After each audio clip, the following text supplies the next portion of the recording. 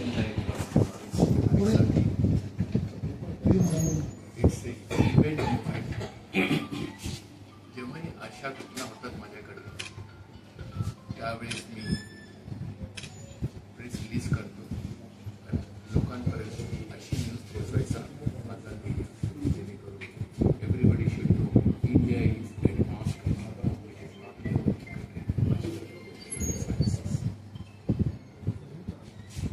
Particularly आपण आज जेव्हा बोलतो स्टेमॅरिक्सबद्दल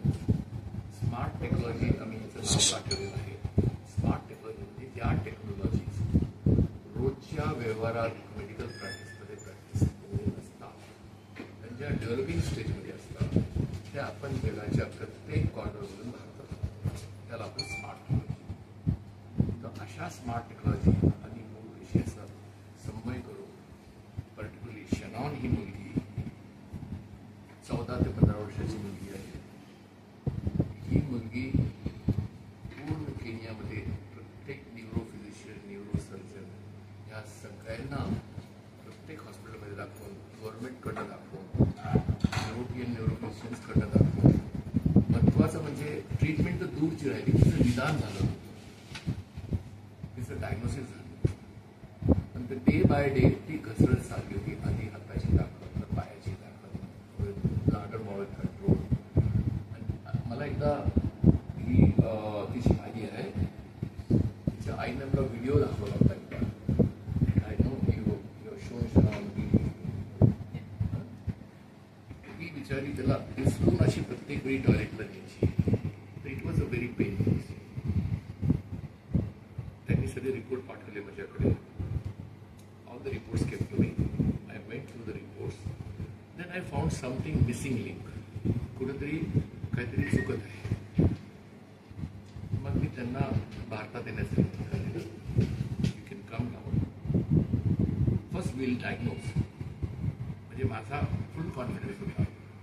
की मी या मुलीला चालू शकतो irrespective of there was no diagnosis मग इथं आल्यानंतर 4 दिवस आमचे तिचं निदान करण्यात आलं she was in very pain every day she use to come and what is the diagnosis doctor what is the diagnosis doctor hope you remember those days also panicking how to reach the diagnosis. Every test, every investigation, every scan was done. Then I repeated certain tests which belonging to autoimmune condition. 2-3 लॅबच्या taste केल्या जेव्हा मला 2 लॅबच्या टेस्टमध्ये तिची autoimmune taste positive दिसली ANA positive दिसली आणि त्या ANA टेस्टच्या पॉझिटिव्ह मार्कमधल्या मार्क 1, 2, 3, 4 अशी रोग असतात त्यातला पोलीमायोसायटिस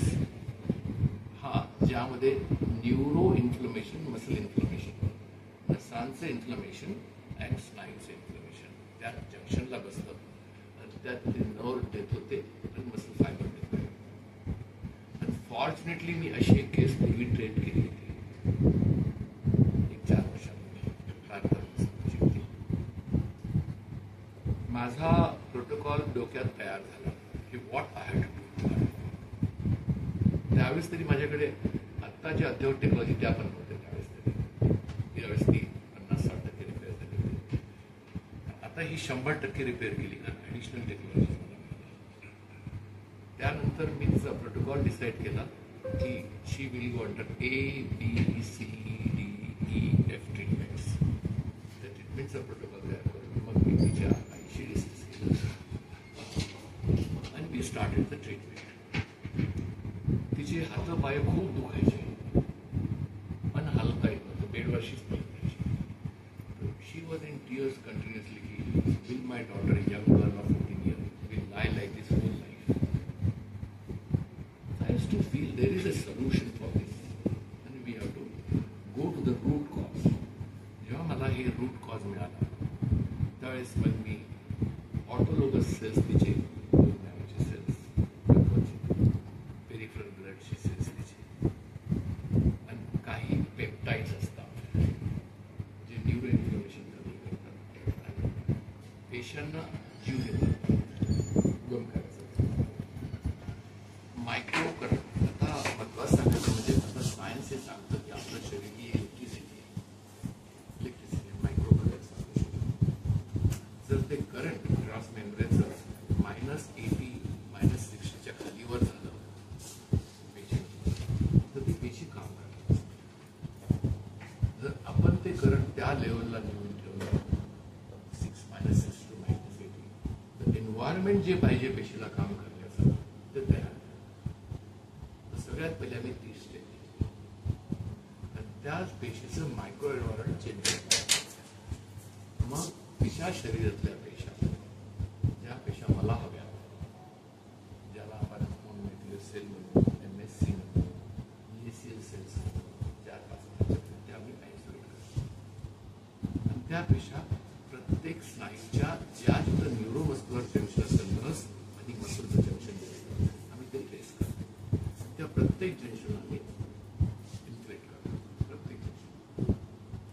नंतर जी सध्याची जी माझ्याकडे ॲडव्हान्स टेक्नॉलॉजी आहे ज्याला MDI मायक्रो और मायटोकॉन्ड्रियल डिस्पर्शन इंटरफेस ही टेक्नॉलॉजी जगामध्ये फक्त 2 देशामध्ये आहे. एक ह्युस्टन USA आणि एक स्टेमारेक्स या 2 देशात. ही टेक्नॉलॉजी काय करते तर तुम्ही गाडी चालवता कार चालवता कारची बॅटरी असते बॅटरी थोडी डिस्चार्ज झाली तर काय करते गाडी झटका आणि पूर्ण फेल ते गाडी थांबते. तर आपल्या शरीराला सुद्धा एक बॅटरी असते. आपल्या शरीरात एक बॅटरी असते. ती बॅटरी खालीवर झाली की आपलं शरीर धक्के खातं सेल्स धक्के खातात सिस्टम धक्के खातात ज्याला आपण मायक्रोकॉन्ड्रिया